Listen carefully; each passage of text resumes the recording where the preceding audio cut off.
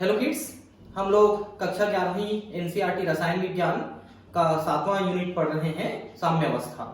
इसके पिछले दूसरे वीडियो में मैंने आपको साम्यावस्था स्थिरांक बताया है और उस पर कुछ कैलकुलेशन भी देखा है। अब हम इसको आगे बढ़ा रहे हैं।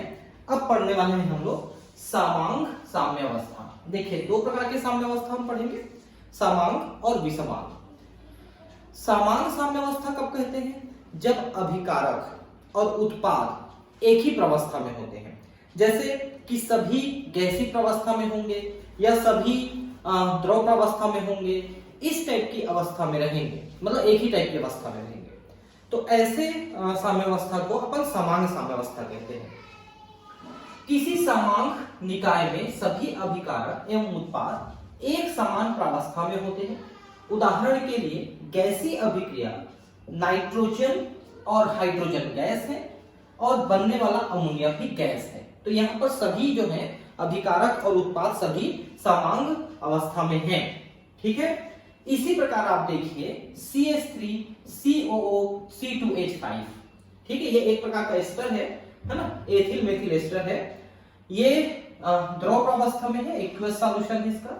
H2O भी द्रव प्रवस्था में है और यहां से बनने वाला जो एसिटिक एसिड है और एथिल अल्कोहल है, ये सभी द्रव प्रवस्था में है। ठीक है, उसी प्रकार देखिए कि फेरिक आयन द्रव प्रवस्था में आयन के रूप में है और सल्फर साइनाइड जो है ये भी द्रव प्रवस्था में है। इससे बनने वाला आयरन थायोसाइनाइड ये भी द्रव प्रवस्था में ही रहेगा। ये देखिए एक्वस सॉल्यूशन में रहेगा, है ना। तो इस तरह से सभी जो प्रवस्थाएं हैं यहाँ पर या तो द्रव प्रवस्थाओं में है या सभी गैस प्रवस्था में है। अब आप कहेंगे क्या ठोस प्रवस्था भी हो सकता है?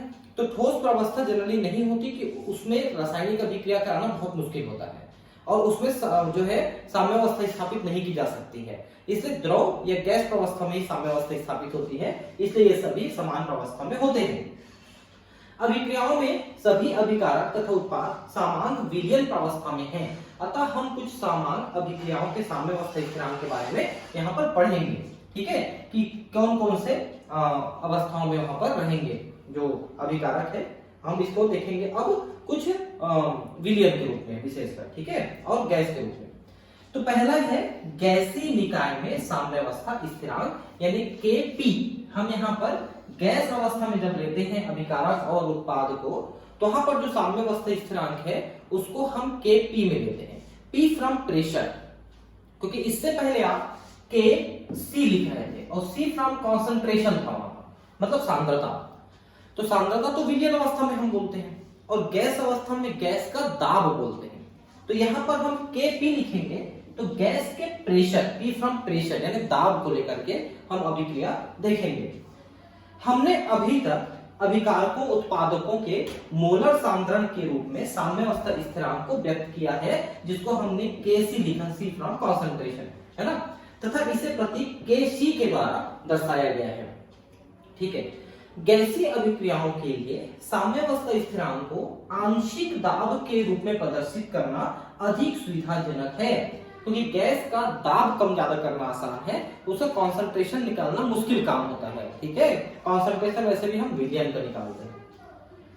तो आदर्श गैस समीकरण जो दूसरे अध्याय में हम पढ़े थे, है ना, इसमें आप देखिए कि आपने PV = nRT पढ़ा है। ठीक है, अब इसका पूरा डेरिवेशन वगैरह मैंने उस चैप्टर में आपको पढ़ा दिया है। तो अगर हम P निकालें तो V को इधर कर दें अपन ऐसे, तो ये देखिए nRT/V आ गया। तो P यहाँ पर दाब है जिसको बार में हम नापते हैं। ठीक है, और गैस की मात्रा को मोलों की संख्या n के द्वारा हम दर्शा रहे हैं, कितने मोल गैस लिया है हमने और उसको कितने आयतन यानी लीटर में हमने लिया है, इसको भी हम लिखेंगे। ताप यहाँ पर हम केल्विन में लेंगे, क्योंकि कैपिटल P लिखा है तो केल्विन में लेंगे, तो 273 जोड़ देंगे सेंटीग्रेड में।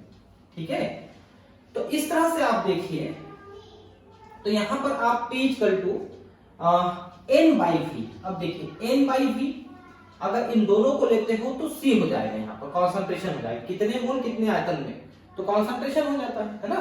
तो यहाँ पर हो जाएगा CRT, क्योंकि n/V = C होता है, तो P = CRT हम लिख सकते हैं स्थिरांक, है ना। और R का मान आप लिखोगे 0.0831 बार। ठीक है, इतना आप लिखोगे आर का मान। ठीक है, अब यहां पर P = CRT है, ये फार्मूला आपको याद रखना है। ठीक है, क्योंकि C जो है N/V का मतलब C हमने यहां पर लिखा है। ठीक है, कितने मोल है, कितने आयतन में, उन दोनों का अनुपात जो है C होता है, दैट इज कॉन्सेंट्रेशन। तो अभी मैंने आपको बताया कि गैस का कॉन्सेंट्रेशन निकालना थोड़ा मुश्किल होता है, लेकिन निकाल सकते हो मोलों की संख्या को आयतन से भाग करके। स्थिर ताप पर गैस का दाब उसके सांद्रण के समानुपाती होता है, अर्थात गैस का दाब और गैस जो है उसका गैस का दाब उसके सांद्रण के समानुपाती होता है। तो गैस का कितना सांद्रण भी, आप अगर गैस को ज्यादा दबाव में रखते हो तो उसके अणु ज्यादा पास पास आ जाएंगे, तो उसकी सांद्रता बढ़ जाएगी। ठीक है, तो आप उसको उसी तरह से लिख सकते हैं। तो P = गैस RT, गैस मतलब गैस का सांद्रण है ना, RT के रूप में व्यक्त किया जा सकता है C को। ठीक है, तो अब हम एक अभिक्रिया देखते हैं, H2 + I2 = 2HI, hydrogen iodide बनाने की प्रक्रिया को देखते हैं। तो आपने वहां पर Kc में भी आपने Hi2H2I2 लिखा था। ठीक है, अब अगर इसको थोड़ा सा और चेंज करोगे तो ये सभी चूंकि गैस हैं, तो हम यहाँ पर गैस के रूप में लेंगे, तो इसका प्रेशर, इसका प्रेशर, इसका प्रेशर हम ले सकते हैं, तीनों का प्रेशर। ठीक है, मतलब हाइड्रोजन आयोडाइड, हाइड्रोजन आयोडीन का प्रेशर हम यहाँ पर लिख सकते हैं। ठीक है, अब देखिए कि प्रेशर को हम यहां पर लिख सकते हैं प्रेशर ऑफ HI, ये जो HI है इसका प्रेशर हम लिख सकते हैं। तो HI गैस है और RT, ठीक है, और PH2 यानी कि हाइड्रोजन का प्रेशर हम लिख सकते हैं H2RT, क्योंकि आपने CRT लिखा था ना अभी कुछ देर पहले, उसी में हम रख रहे हैं ना, ध्यान रखेंगे। तो जितना दिया है उसमें हम RT के साथ गुणा कर रहे हैं C को लिख करके। ठीक है, तो HI का हमने लिख दिया RT, H2 का लिख दिया RT और I2 का लिख दिया RT के साथ, ये देखिए है ना। अब इनको हम वहां पर पुट अप करेंगे, ये देखिए PHI, H2, I2, इसकी जगह में हम इसको यहां पर लिख रहे हैं HI² और RT², नीचे में H2RT.I2RT। ठीक है, तो ये RT दो है, तो एक RT इससे एक RT इससे कट गया। ठीक है, तो ये देखिए HI gas square H2I2 = Kc। तो आप उसको घुमा फिरा के कुछ भी लिख सकते हैं। अगर आप प्रेशर लेते हैं तो Kp आप लिख सकते हैं, Kp का मतलब भी वही आ रहा है, आप देख सकते हैं। और ये देखिए Kp = इतना आ रहा है और इसका मतलब Kc है। तो Kp और Kc बराबर है, क्योंकि आपने Kp का मान भी इतना निकाला और Kc का मान भी इतना ही लिखे थे आप। ये देखिए पहले लिखे थे ना Kc का मान, ये देखिए Kc का मान आपने HI² H2 और I2² लिखा था, और जब आप इतना गणित यहाँ पर लगाए हैं उसके बाद आपको Kp का मान भी इतना ही आया, ये देखिए उतना ही आया है Kc के बराबर। तो कुल मिला के Kp = Kc आ रहा है। दोनों साम्यावस्थित स्थिरांकों में मान बराबर है, किंतु यह हमेशा सत्य नहीं होता है। उदाहरण के लिए अभिक्रिया N2 + 3H2 = 2 NH3 में इसका मान थोड़ा बदल जाएगा, हमेशा एक जैसा मान हर एक रिएक्शन में नहीं होगा। यहाँ पर HI के रिएक्शन में मान समान है, लेकिन अमोनिया बनाने की जो प्रक्रिया है उसमें ये मान थोड़ा बदल जाएगा। देखिए कैसे बदलेगा। तो Kp का मान हम कैसे लिखेंगे, ये देखिए PNH3 का स्क्वायर, PN2 और PH2 का क्यूब है यहाँ पर। ठीक है, Kp का मान लिखेंगे। और यहां पर जब हम इसको CRT में कन्वर्ट करेंगे तो ये देखिए NH3² RT², N2RT, H2 का क्यूब और RT का क्यूब, ये देखिए। ठीक है, अब नीचे में 4 RT हो गए, ऊपर में 2 RT है, तो नीचे में 2 RT बचा आपका। ठीक है, तो नीचे में जो 2 RT बचा उसको ऊपर ले जाओगे तो -2 के पावर हो जाएगा। आप समझ रहे हैं ना, 1/RT का स्क्वायर है। अब इस RT को ऊपर ले जाओगे तो RT के -2 के पावर हो जाएगा। ये देखिए RT के -2 पावर है ना। तो देखिए NH3 बचा, RT के -2 पावर N2 और H2 के पावर 3। जबकि Kc की वैल्यू आपने कितना लिखा था? Kc की वैल्यू लिखा था आपने NH3 का स्क्वायर N2 और H2 का क्यूब, इतना लिखा था।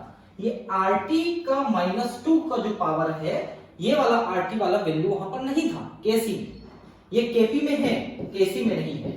तो Kc लिखने के लिए आपको RT -2 के पावर लगाना पड़ेगा। तो अब यहां पर देखिए कि अमोनिया बनाने के केस में Kp और Kc अलग अलग हो गए। तो एक कंडीशनल डिपेंड कर रहा है कि वो आगे और पीछे के जो मॉलिक्यूल्स हैं वो कितने हैं, उसके अकॉर्डिंग आपका आंसर आएगा Kp Kc के वैल्यू। ठीक है, तो Kp यहां पर Kc डॉट RT -2 का जो ये पावर है वो यहां पर आएगा। ठीक है, तो आपको विशेष कर ध्यान रखना है कि एनसीईआरटी में किसका किसका एग्जाम्पल कैसा कैसा दिया है। एनसीईआरटी वाला एग्जैक्टली डिक्टो रख लेना है नीट निकालने के लिए, और काफी हद तक तो जेई के लिए भी। ठीक है, इस प्रकार एक समांगी गैस अभिक्रिया इतना है, ए बी सी डी बन रहे हैं, है ना।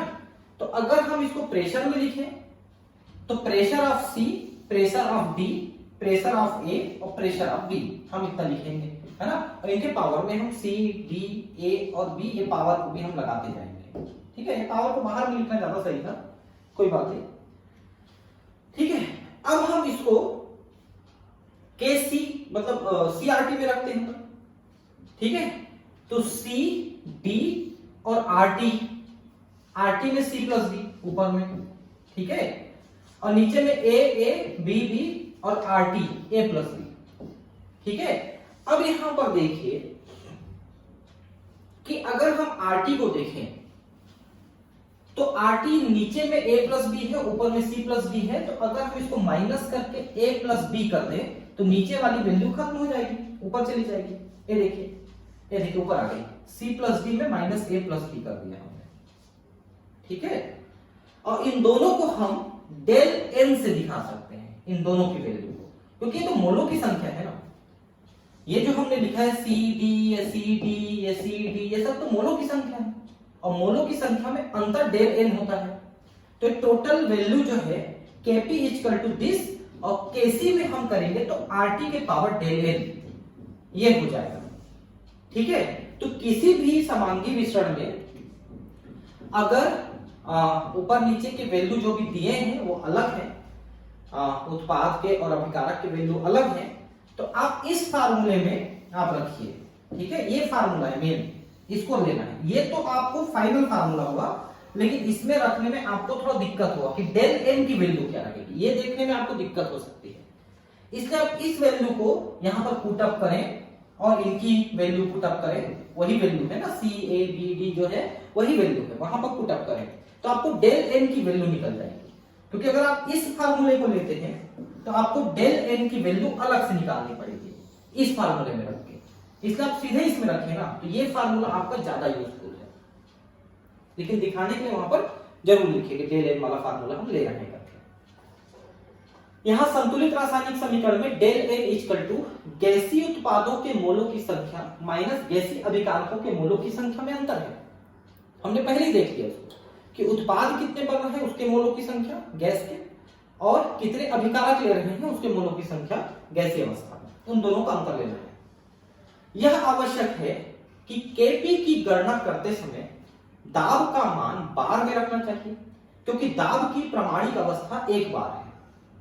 ठीक है, तो दाब को बार में ही लिखना है, कितने दाब लिए हैं।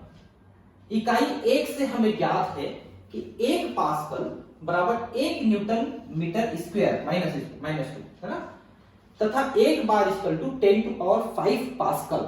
मैंने पहला वाला चैप्टर जो था रसायन विज्ञान की कुछ मूल अवधारणाएं, उसमें मैंने इन सब चीजों को डिटेल बताया है।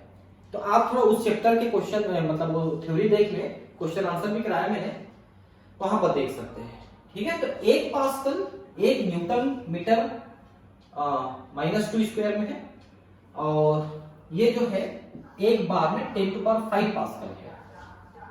ठीक है, तो 10⁵ न्यूटन पर मीटर स्क्वायर आप लिख सकते हैं उसको पास्कल की जगह में न्यूटन पर मीटर स्क्वायर, इसको पर मीटर स्क्वायर कहेंगे -2। 7.5 में कुछ चयनित अभिक्रियाओं के लिए Kp के मान दिए गए हैं।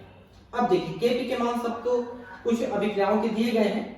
अगर आप हो सके तो इनमें से कुछ मान को याद कर लीजिए, क्योंकि चार्ट में जो मान दिया है ना उनमें से पूछता है नीट में या उसमें जेई में।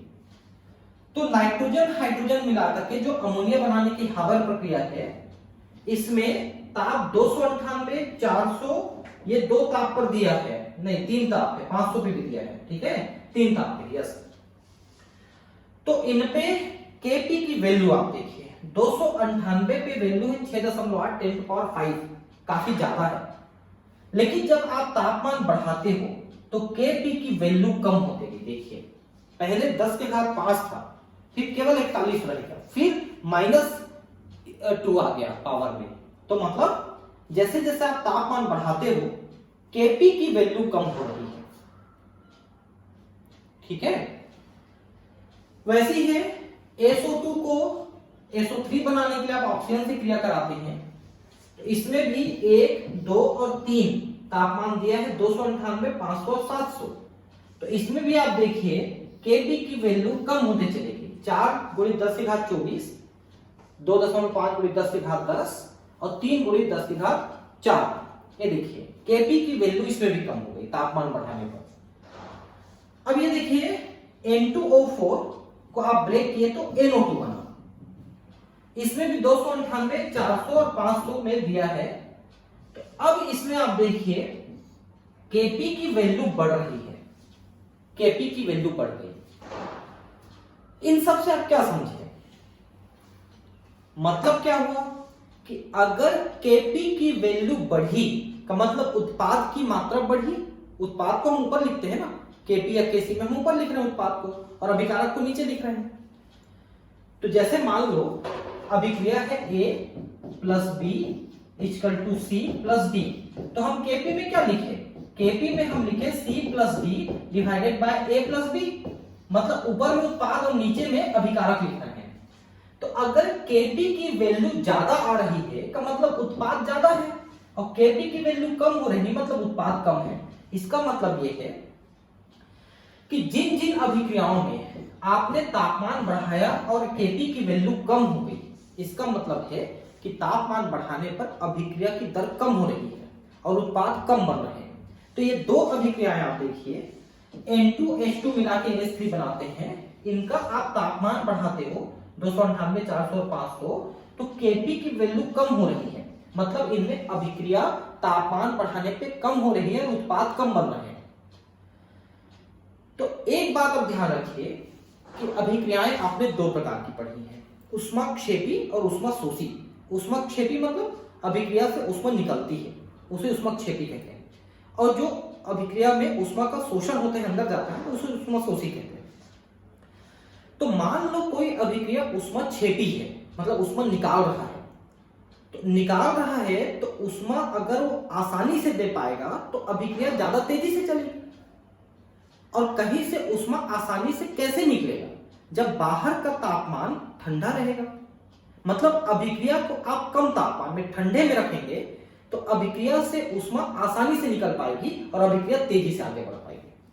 और मान लो तापमान को आप बढ़ा के रख रहे हो, तो ऑलरेडी ज्यादा तापमान है तो ऊष्मा को निकलने में दिक्कत होती है, समझ रहे हैं। तो ऊष्मा आसानी से नहीं निकल पाती, इसलिए फिर वो ऊष्माक्षेपी अभिक्रिया धीमी हो जाती है। इसलिए ऐसी कोई भी अभिक्रिया जो ऊष्माक्षेपी है उसको ठंडे तापमान में कराया जाता है। जैसे चूना घोलना है, दिवाली वाली में नए घर बनते हैं तो चूना लगाते हैं, ऐसे दीवारों में चूना लगाइए, किसी व्यक्ति को चूना मत लगाइए। तो जब चूना घोलते हैं तो ड्रम में लेके जब चूना घोलते हैं तो उसको रात में घोलते हैं ठंडे वातावरण में, और घोलते तो एकदम बट बट बट करता है, एकदम गर्म हो जाता है पानी, क्योंकि ऊष्माक्षेपी है। तो रात में जो कि तापमान ठंडा रहता है तो जल्दी से ऊष्मा बाहर निकल जाती है, तो चूना जल्दी घुल जाता है। ऊष्माक्षेपी प्रक्रियाएं कम तापमान पर आसानी से इसलिए होती है कि ऊष्मा आसानी से निकल पाती है। लेकिन ऊष्माशोषी प्रक्रिया है, किसी प्रक्रिया को ऊष्मा शोषण के लिए ऊष्मा चाहिए तो आप बाहर में गर्मी रखोगे तो आसानी से ऊष्मा मिलेगी, तो आसानी से ऊष्मा शोषण करके वो ज्यादा तेजी से प्रक्रिया करेगी। इसलिए आप देखिए कि ये जो ऊष्माशोषी प्रक्रिया है, ये N2O4 का ब्रेक होना, ये ऊष्माशोषी प्रक्रिया है, इसलिए तापमान बढ़ा रहे हो तो शोषण के लिए ऊष्मा उसको आसानी से मिल रही है, इसलिए Kp का मान बढ़ रही है और वो आसानी से अभिक्रिया चल रही है। ये सब बातें हैं Kp के रिलेटेड, ठीक है। Kp का मान ज्यादा मतलब रिएक्शन ज्यादा आसानी से हो रहा है, Kp का मान कम मतलब रिएक्शन कम आसानी से हो रहा है। उदाहरण है 500 केल्विन पर फास्फोरस पेंटाक्लोराइड, ट्राइक्लोराइड और Cl2 साम्यावस्था में, मतलब PCl3 और Cl2 मिलकर PCl5 बनाते हैं, वो साम्यावस्था में। तथा सांद्रताएं कितनी है, इसकी इतनी है मोलर विलयन, इसकी इतनी है और इसकी इतनी है, ठीक है। 1.41, 1.59, 1.59। तो इस अभिक्रिया के लिए Kc की गणना करें तो आपको दिया है 1.41, ठीक है, 1.59 और 1.59। अब आपको उत्पाद का गुणा अपान इतना करना पड़ेगा। ये देखिए, ये उत्पाद है, इनका आपने गुणा किया दोनों का, तो 1.59 गुणित 1.59 और इसका भागित 1.41, तो ये आ गया 1.79। ये आ गया Kc की वैल्यू। बहुत आसान है।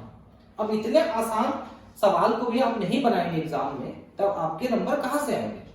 और मैंने हमेशा कहा है कि जहां जहां इस तरह के गणितीय चीज आती हैं उनको आप कॉपी में लिखिए, क्योंकि कॉपी में जब आप लिख के याद करने की कोशिश करते हैं तो ज्यादा आसानी से याद भी हो जाता है, ठीक है। तो कॉपी में लिखना सीखिए सब चीजों को। नेक्स्ट, इस अभिक्रिया के लिए 800 केल्विन पर Kc 4.24 है। Carbon monoxide gas, H2O gas, CO2 gas और H2 गैस, इसके लिए Kc की वैल्यू दिया है, ठीक है।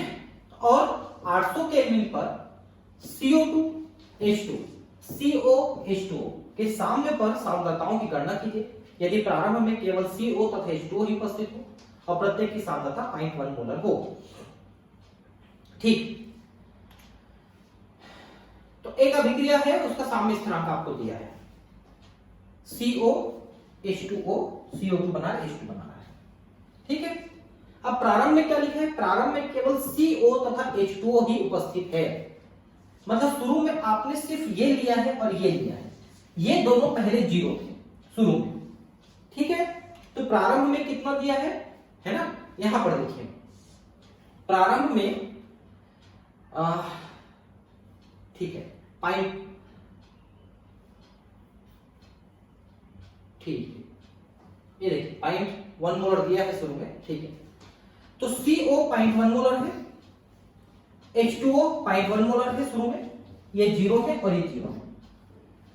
साम्यावस्था में ये जो है रिएक्ट करके वो बना लेंगे कुछ हद तक। तो मान लो साम्यावस्था स्थापित होने के बाद ये जो है XM हो गए और ये भी XM हो गए, तो इतना इन लोगों में घट जाएंगे। 0.1 मोलर में से XM घटेगा और इसमें 0.1 मोलर से XM घटेगा, तो वहां XM और XM बन जाएंगे। तो अब देखिए कि साम्यावस्था में क्या क्या हुआ, ये लिया हमने, ये लिया, साम्यावस्था में है, ये बने और ये बने, ठीक। अब साम्यावस्था स्थिरांक हम कैसे लिखते हैं, तो उत्पाद बटा अभिकारक, उत्पाद है XM, ये देखिए x स्क्वायर हो गया भाई, XM डॉट XM, ये लिया हमने उत्पाद, ये देखिए, और ये लिया हमने अभिकारक, तो 0.1 माइनस XM, ठीक है, इंटू 0.1 माइनस XM, ये हमने लिया, यही लिया ना। तो ऊपर का M और नीचे के M कट गए, सारे M खत्म, तो ऊपर में बच गया x स्क्वायर और नीचे में बन गया 0.1 माइनस x का स्क्वायर। ये देखिए नीचे में ये दोनों बचे, ऊपर में ये दोनों बचे, तो x स्क्वायर और ये स्क्वायर, ये आ गया, देखिए उसी को सीधा लिख दिया है, थोड़ा एक स्टेप कम लिखा, मैंने पूरा कर दिया। तो x स्क्वायर भागित 0.1 माइनस x का स्क्वायर, वो मैंने बताया आपको, और इसका मतलब आपको वहां पर दिया है क्वेश्चन में, देखिए साम्य स्थिरांक दिया है Kc 4.24, ये दिया है, तो Kc की वैल्यू आपको दिया है, ये देखिए Kc की वैल्यू 4.24 दिया है, इसका मतलब दिया है। अब इसको आगे सॉल्व करिए, तो नीचे वाले को 4.24 की तरफ ले जाइए, ये नीचे वाली वैल्यू को, तो एक्स स्क्वायर मिल गया आपको। अब सॉल्व करिए, तो सॉल्व करेंगे आपको तो एक्स स्क्वायर इक्वल टू ये इतना आया, इतना इसको सॉल्व करना पड़ेगा ना आपको, ये इसको तोड़ करके सॉल्व कर दिया, आसानी से सॉल्व हो जाएगा, कोई बड़ी बात नहीं। ठीक है, अब इसको आगे पीछे हम लाते हैं और तो टोटल में आ जाएगा ये 0। ठीक है, और a बराबर 3.24, b बराबर -0.848 और c बराबर 0.424 ये आ रहा है। ठीक है, क्योंकि इतना आपको मिला। ये देखिए, आपने जो ये फार्मूला नहीं पढ़ा है ax square plus bx plus c equal to 0, ये फार्मूला नहीं पढ़ा है, उस फार्मूले में आप इसको रखेंगे ना। ये देखिए ax का स्क्वायर, देखिए a की वैल्यू कितनी आई 3.24। ये देखिए इस फार्मूले में a क्या है, x स्क्वायर तो दिख रहा है तो a ये हुआ ना, और bx में आपका x दिख रहा है तो ये b हुआ, और c आपका ये हुआ, उसी को लिखा है a इक्वल टू इतना, b इक्वल टू इतना, c इक्वल टू इतना, ये लिखा है। ठीक है, अब x इक्वल टू द्विघात समीकरण को हम कैसे लिखते हैं, देखिए वो द्विघात समीकरण है, तो x equal to minus B plus minus under root B square minus 4ac, ये पूरा ब्रैकेट में डिवाइडेड बाय 2a। ठीक है, और x की वैल्यू आई आपकी 0.848 x की वैल्यू।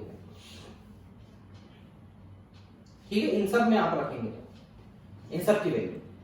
अब देखिए कि अगर आप बायो के स्टूडेंट हैं थोड़ा इसको सॉल्व करना मुश्किल हो जाएगा आपको, लेकिन अगर आप मैथ के स्टूडेंट तो सॉल्व कर पाएंगे शायद, बायो वाले भी कर सकते हैं, कोई बहुत बड़ी बात नहीं है, बहुत दिमाग रखते हैं आप लोग भी। मैं खुद जो है बायो का स्टूडेंट रहा हूं। ठीक है, तो ये है 0.848 x की वैल्यू आ गई। ठीक है, अब इनको हम पुट अप करेंगे तो ये इतना लंबा चौड़ा काम होने के बाद आपका आया, ये देखिए x1 x2 x इन सब की वैल्यू आई। ठीक है, मान 0.194 की उपेक्षा की जा सकती है क्योंकि यह अभिकारकों की सांद्रता बतलाएगा जो प्रारंभिक सांद्रता से अधिक है। अतः साम्यावस्था पर सांद्रताएं ये हैं, CO2 की सांद्रता बराबर H2 की सांद्रता बराबर x, तो 0.067 मोलर। CO की सांद्रता H2O की सांद्रता के बराबर है, उसमें 0.1 से इसको घटा देंगे तो 0.33 मोलर कॉन्सेंट्रेशन आ रहा है।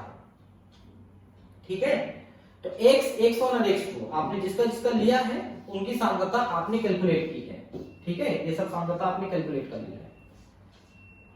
तो x की तो सांद्रता इसमें पूरा कैलकुलेट नहीं किया है, आप कर लीजिए, लेकिन x1 x2 की सांद्रता कैलकुलेट की है तो x की सांद्रता आप निकाल सकते हैं 0.067 m वहां पर आएगा। यहाँ पर जो है क्योंकि x और x1 की सांद्रता बराबर है तो इसलिए 0.067 यहाँ पर x1 की सांद्रता, देखिए ना सेम फार्मूले में रखा है, एकदम सेम फार्मूले में। ठीक है, इसलिए है। तीसरा वाला जो है यहाँ पर माइनस था, यहाँ पर प्लस है, तो यहाँ पर अगर माइनस लेते हैं तो उतना आएगा, प्लस लेते हैं तो इतना आएगा, तो हम माइनस लेके उसको कैलकुलेट करेंगे। तो टोटल आ गया 0.33 मोलर CO और H2O का, और CO2 और H2 का इतना है। अब आप इसको स्टेप वाइज सॉल्व करेंगे तो आपकी कॉपी में सॉल्व हो जाएगा। ठीक है, अब ये यहाँ पर सॉल्व करना पॉसिबल नहीं है, वैसे इस बोर्ड में लिखना ज्यादा पॉसिबल भी नहीं हो पाता है, जो लिखा हुआ है उसमें थोड़ा बहुत बता सकते हैं। व्हाइट बोर्ड में रहता तो मैं इसको थोड़ा सॉल्व भी करके बताता आपको, लेकिन व्हाइट बोर्ड में फिर एनसीईआरटी को पूरा डिटेल पढ़ाना मुश्किल हो जाता है। ठीक है, नेक्स्ट है इस सामने NOCl, NO बना प्लस Cl2 बना, इतना ताप दिया है, साम्य स्थानांक Kc का मान दिया है 3.75 × 10⁻⁶। इस ताप पर उक्त अभिक्रिया के लिए Kp की गणना करना, Kc की वैल्यू दिया है, Kp की गणना करना है। तो ठीक है, सभी गैस अवस्था में है, तो गैस अवस्था में अब देखिए Kp equal to Kc bracket में RT डेल N आपको लिखना है, और डेल N क्या है, इनके यहाँ पर 1 है, 2 और 1 3 हो गया, 3 में से 2 गया तो 1 आ गया, तो डेल n इक्वल टू 1 ही आएगा। तो KCRT हमको लिखना पड़ेगा, KCRT है ना, डेल n इक्वल टू 1, तो KCRT आप वैल्यू में रखेंगे। तो KC की वैल्यू दिया है, ये देखिए इतना दिया है, RT की वैल्यू इतना रखिए, ROT की वैल्यू, ठीक है। तो KP इक्वल टू 0.033 ये आ गया, 0.033 ये KP की वैल्यू आ गई, जो कि KC से थोड़ा ज्यादा है, क्योंकि आपने RT से इसको गुणा किया है, KC से गुणा कर दिया RT से, KC की, तो आपकी KP की वैल्यू थोड़ी ज्यादा आई इसलिए KC से, ठीक है। तो आप ध्यान रखेंगे कि अगर उत्पादों में मोलों की संख्या ज्यादा है तो KP का मान थोड़ा ज्यादा आ सकता है, ठीक है।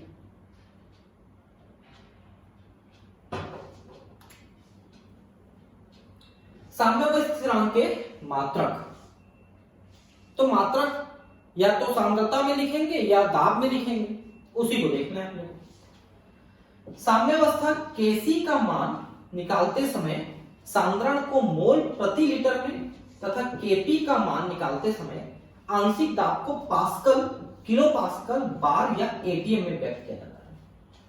मैंने पहले ही बताया है कि KC का मान का मतलब क्या है, कॉन्सेंट्रेशन है, सभी कुछ कॉन्सेंट्रेशन में ले रहे हैं, पर सांद्रता में तो सांद्रता का मान तो मोल प्रति लीटर में लिखते हैं, और KP में सभी चीज को दाब में ले रहे हैं, तो दाब को पास्कल में, किलो पास्कल में, न्यूटन पर मीटर स्क्वायर में हम लिख सकते हैं।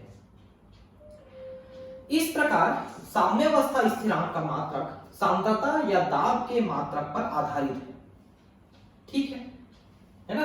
तो सांद्रता लेंगे या दाब लेंगे।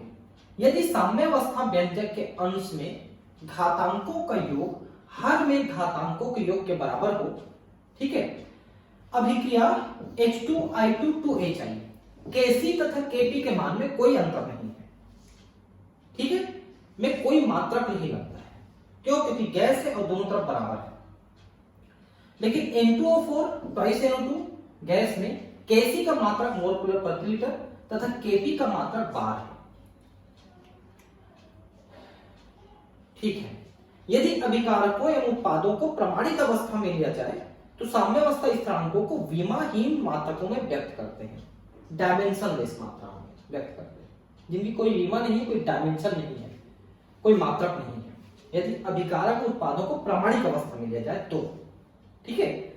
अभिकारकों एवं उत्पादों को प्रमाणित अवस्था में शुद्ध गैस की प्रमाणिक अवस्था 1 बार होती है।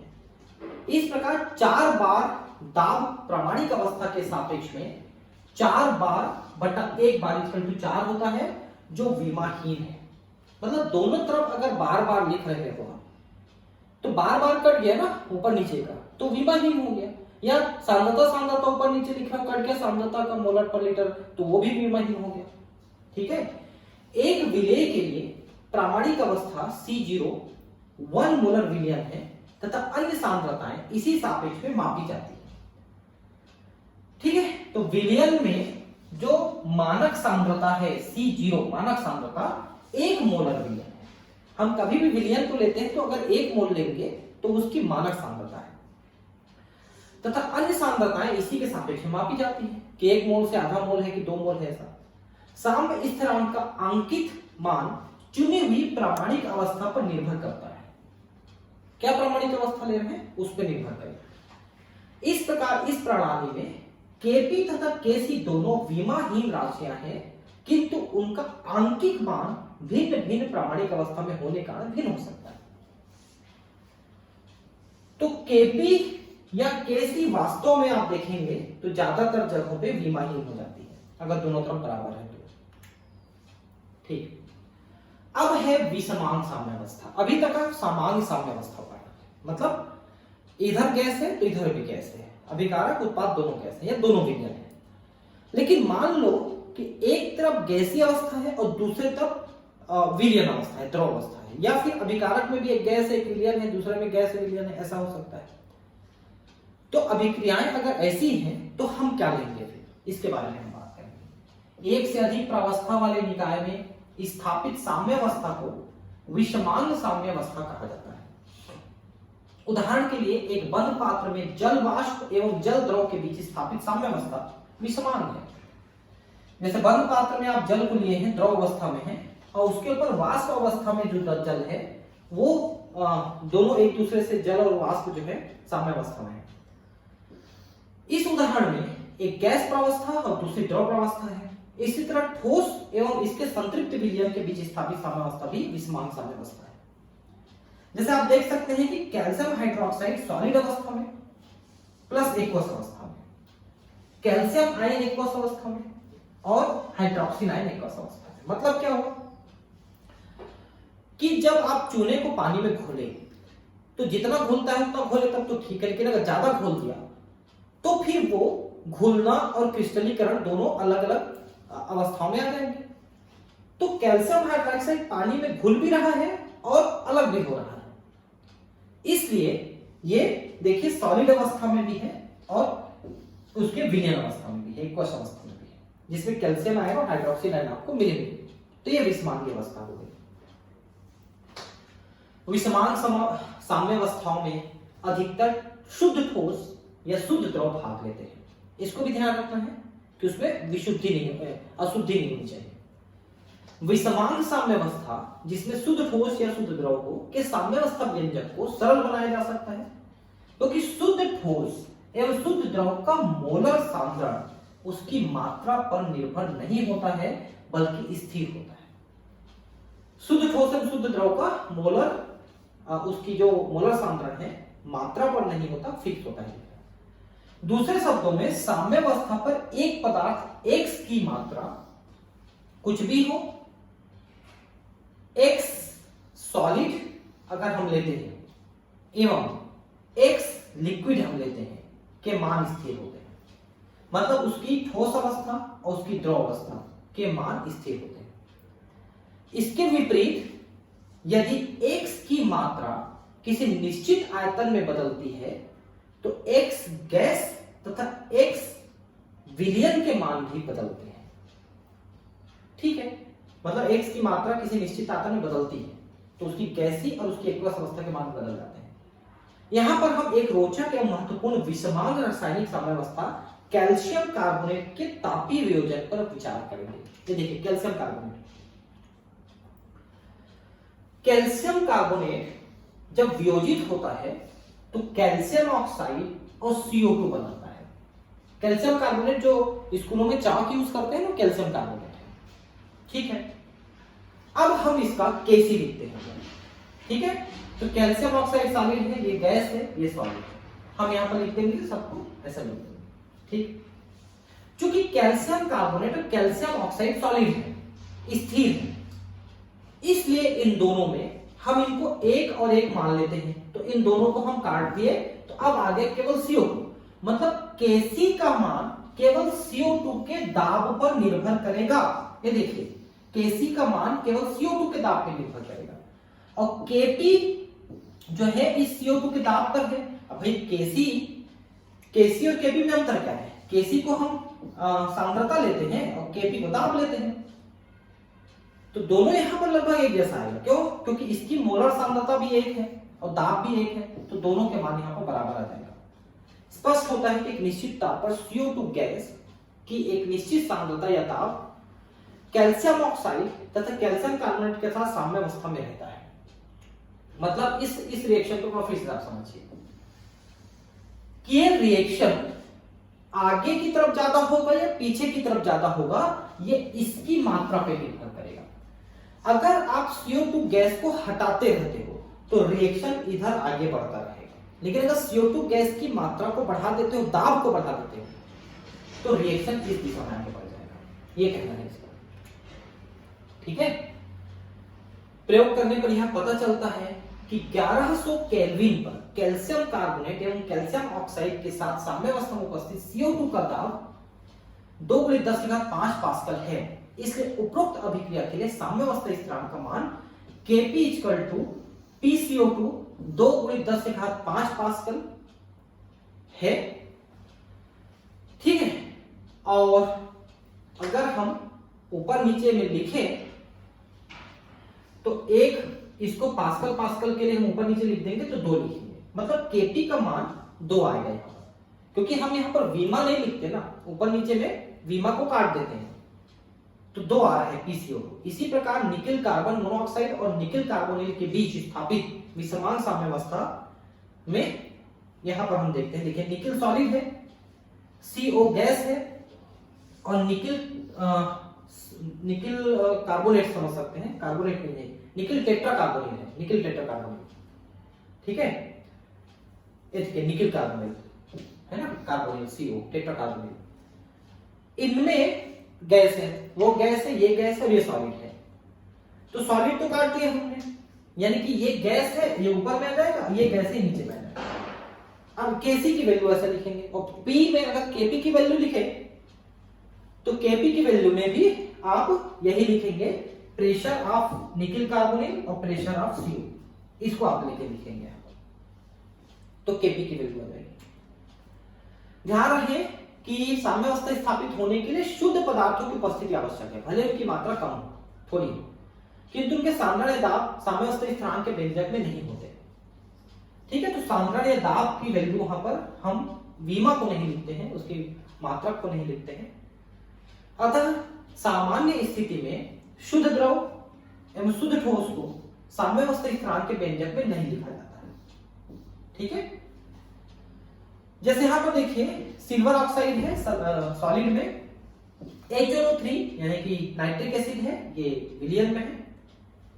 Silver nitrate AgNO3, NO3 nitrate होता है, NO2 नाइट्राइट होता है, तो AgNO3 ये विलियन में है और H2O लिक्विड है, ठीक है।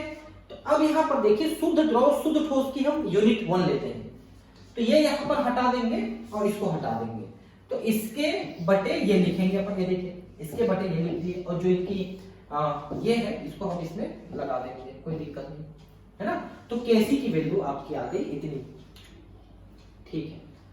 अब एक उदाहरण देखते हैं, अभिक्रिया CO2 plus C equal to twice CO gas.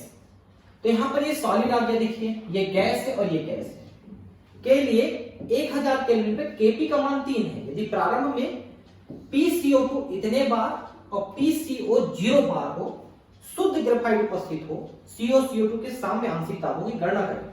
बहुत बढ़िया, ठीक है। अब शुरू में देखिए आपने क्या कहा, प्रारंभ में PCO2 यानी कि ये है 0.48, ठीक, और ये है 0, मतलब नहीं हुआ है रिएक्शन, शुरू में बिल्कुल 0 लिया था उसको, ये यहां से शुरू किया, तो गणना करना है, ठीक है। तो समय के साथ ये कम होता जाएगा, रिएक्शन चालू होगा तो ये भी कम होगा, लेकिन इसको तो हम काट दें, कोई दिक्कत नहीं, और ये बढ़ता जाएगा। तो मान लो ये x बढ़ेगा तो इधर x कम हो जाएगा, यही लिखेंगे ना हम, ठीक है। तो शुरू में CO2 आपने 0.48 लिया है और इसको 0 लिया है, कुछ समय बाद ये जो है x हो गया है, तो ये x इसमें से घट जाएगा, क्योंकि यहां पर 2 है ना, देखने ध्यान से, ये 2 है तो 2x हो जाएगा, इसमें से x घटेगा, इसमें से अगर x कम होगा तो ये 2x बनेगा, क्योंकि डबल बढ़ रहा है, इसलिए हमने यहां पर लिखा, देखिए कि 0.48 में से x कम होगा तो इधर CO2 जो है CO2 जो है वो 2x हो जाएगा, ये देखिए है ना, CO2 से x कम होगा तो CO 2x बन रहा है, इसलिए हमने ऐसा लिया। तो अब ये स्क्वायर लेंगे इधर, इस साइड में स्क्वायर नहीं लेंगे क्योंकि इधर स्क्वायर नहीं है। अब ये वैल्यू को पुट अप करिए तो 2x स्क्वायर हो जाएगा भागित 0.48 माइनस x हो जाएगा, और इसकी वैल्यू 3 दी हुई है। तो अब ये सब पुट अप करिए तो आपको 4x स्क्वायर इक्वल टू 3, ये सॉल्व करिए ना, पूरा सॉल्व हो जाएगा। अब ये द्विघात समीकरण के अनुसार आप इसको फिर से सॉल्व करना पड़ेगा। ये समीकरण अगर आपको सॉल्व करना नहीं आता तो आगे आपके लिए मुश्किल है इस चैप्टर में कम से कम, ठीक है। तो आपने फिर से यहां पर ax square plus bx plus c equal to 0 इस द्विघात समीकरण में रखना है आपको। तो a की वैल्यू आ गई 4, b की वैल्यू आ गई 3 और c की वैल्यू आ गई 1.44, ये आ गई वैल्यू, देखिए। अब इस समीकरण में आप रखिए माइनस b प्लस माइनस ये रखिए, तो b की वैल्यू है 3 प्लस माइनस b स्क्वायर, ठीक है, 4 a की वैल्यू c की वैल्यू, ठीक है, डिवाइडेड बाय 2a, ये आ गया, ठीक है। अब इसको आगे सॉल्व किए तो आपको इतना मिला सॉल्व करने पर, x की वैल्यू है नहीं ये इतनी मिली। चूंकि x मान ऋणात्मक नहीं होता अतः इस मान की उपेक्षा कर सकते हैं। अब यहां पर ऋणात्मक मान आ रहा है, ठीक है। तो अब देखिए कि x इक्वल टू 2.66 भागित 8, ठीक है। तो इसमें से आप 3 को घटा दिए, ये प्लस ले लिया हमने, इसमें से -3 को घटाए तो 2.66 आया भागित 8, ये 8 आ गया, ठीक है। तो x की वैल्यू आई 0.33, मतलब ये है कि इसमें से 0.48 से 0.33 घटेगा तो ये आ जाएगा 0.66। ये देखिए PCO 2x है तो ये आ गया 0.66, है ना। और PCO2 कितना कम होगा तो 0.48 में से x यानी 0.33 कम होगा तो 0.15 बचेगा। मतलब ये है कि जब साम्यावस्था स्थापित हुई, शुरू में आपने इसके 0.48 लिया था, इसके 0 थे। जब साम्यावस्था स्थापित हुई तब इसका बचा 0.15 और इसका हो चुका था 0.66। ये कहना है इसका साम्यावस्था में। पूरा कैलकुलेशन के बाद आपको समझ में आया, ठीक है। कितना क्या बनेगा। द्विघात समीकरण कैसे सॉल्व करते हैं इसको आपको जानना जरूरी है। एक और क्वेश्चन भी हम इसमें सॉल्व कर चुके, अगर वो नहीं आएगा तो ऐसे क्वेश्चन को सॉल्व करना आपके लिए मुश्किल है। 10वीं क्लास में नहीं, शायद 9वीं क्लास में आपने द्विघात समीकरण पढ़ा है मैथ्स में। अब मुझे तो काफी समय हो गया तो एग्जैक्टली ध्यान नहीं आ रहा है कि हम कब पढ़े थे, लेकिन 9वीं 10वीं में किसी में पढ़े थे। और अगर आपका ये कमी है थोड़ा सा कि आप नहीं समझ पाते हो, तो थोड़ा आपके जो गणित के सर रहे हैं, टीचर रहे हैं आपके स्कूल में, उनके पास चले जाओ कि सर थोड़ा सा बता दो इसको कृपया, तो वो थोड़ा सा आपको बता देगा कि द्विघात समीकरण हम कैसे सॉल्व करते हैं।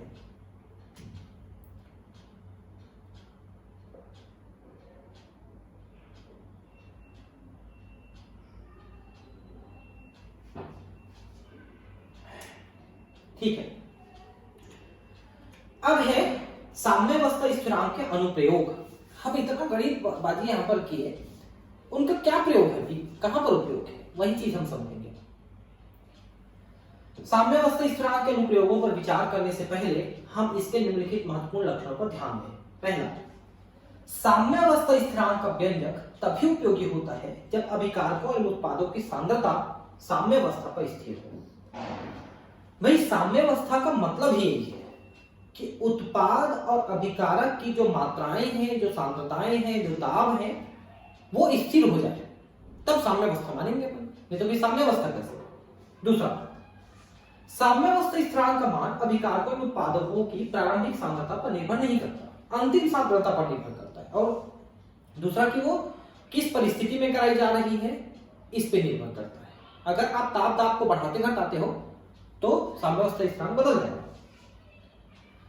स्थिरांक का मान एक संतुलित समीकरण द्वारा व्यक्त रासायनिक क्रिया के लिए निश्चित ताप पर विशिष्ट होता है, जो ताप बदलने के साथ बदलता है। मैंने पहले कहा कि ताप दाब बदलोगे तो बदल जाएगा, ताप विशेष।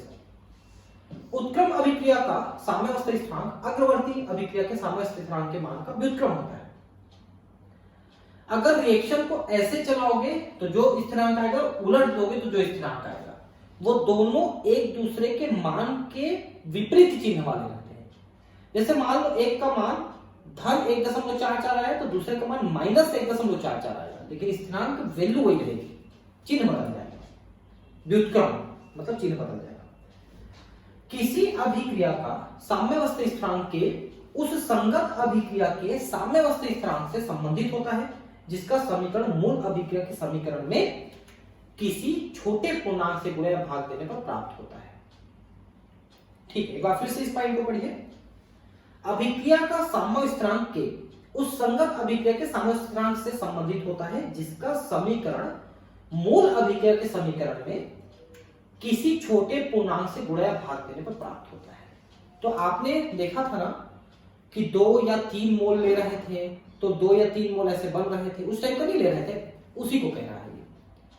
तो मूल समीकरण में 1 या 2 या 3 या 4 ऐसा जो आप लिखते हो, एक तो लिखते नहीं हो, 2 3 4 5 ऐसे लिखते हो, उसी को पूर्णांक कह रहा है, छोटा पूर्णांक। अब बहुत ज्यादा उसमें 100 200 पूर्णांक नहीं लेना है, 1 2 3 बस। अब हम साम्यावस्था स्थिरांक के अनुप्रयोगों पर विचार करेंगे। इसका प्रयोग निम्नलिखित बिंदुओं संबंधित है। पहला, साम्यावस्था स्थिरांक के परिमाण की सहायता से अभिक्रिया की सीमा का अनुमान लगा सकते हैं। मतलब जब साम्यावस्था स्थापित हुआ तो अभिक्रिया कितने % पूर्ण हुआ था।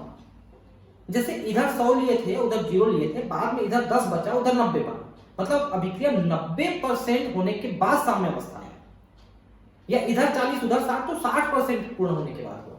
इस तरह से हम उसको अंदाज लगा सकते हैं। अभिक्रिया की दिशा का पता लगाना कि अभिक्रिया किधर ज्यादा होगी, आगे की ओर ज्यादा हो रही है, पीछे की ओर ज्यादा हो रही है। जैसे मान लो कि आपने A प्लस B लिया और बना C प्लस D। अगर किसी ताप पर शुरू में आपने इसको 100 लिया, इसको 100 लिया, इसको 0, इसको 0 किया, और आप देखें कि बाद में ये 90 बचा, ये 90 बचा, ये सिर्फ 10 बना और ये 10 बना। मतलब है कि अभिक्रिया उल्टी दिशा में ज्यादा चलेगी, तब तो इधर ज्यादा बच रहा है, ऐसा है। तो ताप दाब की विशेष परिस्थिति में अभिक्रिया किस दिशा में ज्यादा चल रही है, इस चीज को पता लगाया जा सकता है। साम्यावस्था सांद्रण की गणना करना कि साम्यावस्था में दोनों तरफ का सांद्रण अगर विलयन अवस्था में है तो कितना है, और अगर गैस अवस्था है तो दाब कितना है। ठीक है। अब पहला है इसमें अभिक्रिया की सीमा का अनुमान लगाना, मतलब अभिक्रिया कितनी आगे जा रही है, उसके बाद साम्यावस्था स्थिरांक आ रहा है, साम्यावस्था स्थापित हो रहा है, इसका अनुमान लगाना। ठीक है। साम्यावस्था स्थिरांक का आंकिक मान अभिक्रिया की सीमा को दर्शाता है। अगर साम्यावस्था स्थिरांक का मान ज्यादा है का मतलब अभिक्रिया आगे की ओर ज्यादा बढ़ रहा है, और अगर कम है तो अभिक्रिया आगे की ओर कम और पीछे की ओर ज्यादा बढ़ रहा है। परंतु यह जानना महत्वपूर्ण है कि साम्यावस्था स्थिरांक यह नहीं बतलाता कि साम्यावस्था किस दर से प्राप्त हुई है। Kc या Kp का परिमाण उत्पादों की सांद्रता के समानुपाती होता है। मैंने बताया ना कि स्थिरांक का मान ज्यादा है मतलब उत्पाद ज्यादा है, मतलब अभिक्रिया आगे की ओर ज्यादा बढ़ी है, क्योंकि यह साम्यावस्था स्थिरांक व्यंजक के अंश में लिखा जाता है, मतलब ऊपर की तरफ लिख रहे हैं। उत्पाद को ऊपर लिखते हैं ना, C प्लस B ऊपर लिखते हैं, A प्लस B को नीचे लिखते हैं। मतलब उत्पाद ऊपर लिखा रहा है, मतलब Kp की वैल्यू बढ़ने का मतलब उत्पाद ज्यादा हो रहा है, और इसका मतलब है कि रिएक्शन आगे की ओर ज्यादा बढ़ रहा है। तो उत्पाद के सांद्रता बढ़ने के साथ Kp Kc बढ़ता है, लेकिन क्रिया कारकों की सांद्रता के व्युत्क्रमानुपाती होता है, क्योंकि यह व्यंजक के नीचे हर में लिखा जाता है, डिनोमिनेटर में लिखा जाता है। ठीक है। ऊपर में जो है वो अंश कहलाता है, न्यूमरेटर, और नीचे में जो लिखा जाता है वो हर कहलाता है, डिनोमिनेटर। ठीक है। साम्यावस्था स्थिरांक K का उच्च मान उत्पादों की उच्च सांद्रता का द्योतक है। इसी प्रकार K का निम्न मान उत्पादों के निम्न मान को दर्शाता है। यदि Kc की वैल्यू 10⁻³ से ज्यादा है तो उत्पाद अभिकारक की तुलना में ज्यादा बनेंगे। अब ये वैल्यू आप समझ लो कि अगर Kc का मान 10⁻³ या उससे ज्यादा आ रहा है तो उत्पाद ज्यादा है, और कम आ रहा है तो उत्पाद कम है अभिकारक की तुलना में, और K का मान काफी ज्यादा है तो अभिक्रिया लगभग पूर्णता के निकट होती है, यानी ज्यादातर उत्पाद बन चुके हैं। जैसे यहां पर 3 एग्जांपल देखिए, 1 2 3, तीनों में अब एक एक एग्जांपल देखिए। पहला 500 केल्विन पर देखिए, H2 और O2 मिलकर H2O बनाते हैं, इसकी Kc की वैल्यू बहुत ज्यादा है, देखिए। ठीक है, 2.4 10⁻47।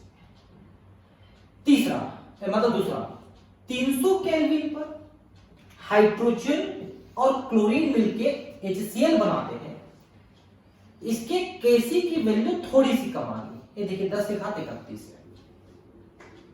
और तीसरा है 300 केल्विन पर ही हाइड्रोजन और ब्रोमीन मिलके HBr बनाते हैं, इसके Kc की वैल्यू थोड़ी और कम आ गई 10⁻18।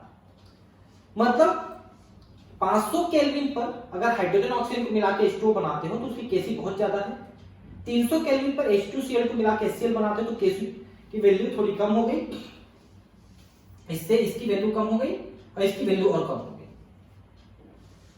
ठीक है, तो अब यहां पर देखिए, चूंकि Kc की वैल्यू 10⁻³ से ज्यादा है, मतलब इन तापमानों पे यह प्रक्रिया तो होगी, निश्चित होगी, लेकिन सबसे तीव्र कौन होगी? H2 और O2 का मिलके बनना। ठीक है, यदि Kc की वैल्यू लेस देन 10⁻³ अभिकारक की तुलना में उत्पाद कम होंगे। यदि Kc का मान अल्प है तो अभिक्रिया दुर्लभ अवस्था में ही संपन्न होती है। निम्नलिखित उदाहरण द्वारा स्पष्ट हो जाता है। इन तीनों एग्जाम्पल को ऊपर के साथ पढ़िए ना, मतलब Kc की वैल्यू 10⁻³ से ज्यादा है तो उत्पाद ज्यादा बनेगा और पूरी अभिक्रिया आगे बढ़ जाएगी। मतलब इससे जल बनना, इससे HCl बनना, इससे HBr बनना, ये प्रक्रियाएं आगे की ओर ज्यादा हो रही हैं और बहुत कम ये इधर वाली जो अभिकारक है बहुत कम बचेंगे, नहीं के बराबर, मतलब साम्यावस्था लगभग नहीं। लेकिन अगर Kc की वैल्यू 10⁻³ से 3 होना चाहिए, 10⁻³ ठीक है, -3 लिखा है, 10⁻³ भी करेंगे तो बहुत कम हो जाएगा, बहुत थोड़ा है, मतलब वो अभिक्रिया बिल्कुल नहीं के बराबर होगी और उत्पाद नहीं के बराबर बढ़ेंगे। जैसे 500 केल्विन पर H2O का H2 और O2 में विघटन, इसका Kc की वैल्यू बहुत कम है, देखिए 4.1 10⁻48, मतलब 500 केल्विन पर H2O जो है हाइड्रोजन और ऑक्सीजन में टूटना पसंद नहीं करेगा, क्योंकि इस रिएक्शन की वैल्यू Kc की वैल्यू बहुत कम है, मतलब ये रिएक्शन नहीं होगा, मतलब H2O नहीं टूटेगा, ये नहीं है। वैसी 298 केल्विन पर नाइट्रोजन और ऑक्सीजन मिलकर NO बनाने की प्रक्रिया में Kc की वैल्यू बहुत कम है, देखिए -31, मतलब नहीं बनाएंगे ये NO और H2O ब्रेक होके O2 H2 नहीं बनाएंगे, मतलब ये रिएक्शन नहीं होंगे, ये कहना है। ठीक है, बहुत कम होंगे, नहीं के बराबर। यदि Kc 10⁻³ से 10⁻³ के बीच में हो तो उत्पाद और अभिकारक दोनों की सांद्रताएं संतोषजनक होती है। हमने 3 एग्जांपल पढ़े।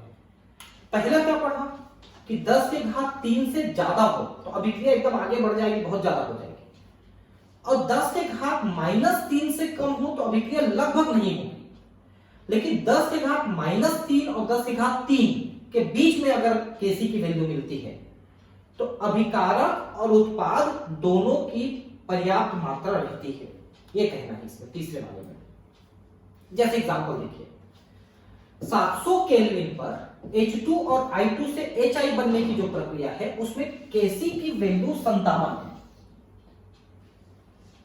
ठीक है, तो 57 जो है 10⁻³ से 10⁻³ के बीच में Kc की वैल्यू है ना, मतलब कि H2 प्लस I2 करेंगे, HI बनाएंगे दो, ये साम्यावस्था में जब रहेंगे तो हाइड्रोजन भी मिलेंगे, आयोडीन भी मिलेंगे और HI भी मिलेंगे, मतलब पर्याप्त मात्रा में तीनों चीजें मिलेंगी, इसके मतलब है। ठीक है, साम्यावस्था होगी। इसी प्रकार एक अन्य अभिक्रिया में N2O4 का NO2 में विघटन है जिसके लिए 25 डिग्री सेल्सियस पर Kc की वैल्यू इतनी है, मतलब 10⁻³ से थोड़ा ज्यादा है, ये देखिए 4.68 है, मतलब उससे थोड़ी ज्यादा है,